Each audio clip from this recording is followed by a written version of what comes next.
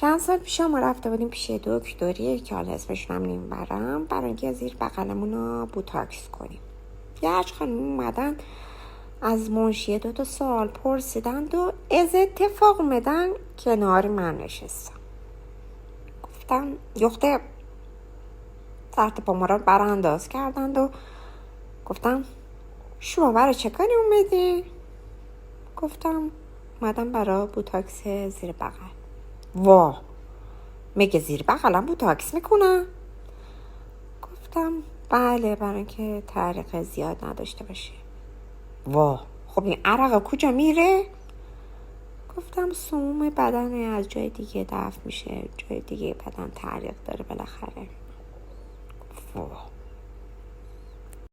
خلاصه سکوتی کرد و گفت میگه اما اینجا خط لبم انگاری میزنند و موجبم میکارن. گفتم بله، یه اتاقی رو اجاره دادن خط لب میزنن و موجه رو نمیدونم میکارن یا نه. گفت میگه اما ناخون خودته؟ گفتم بله، ناخون خودمه. موجواش نمیکارند.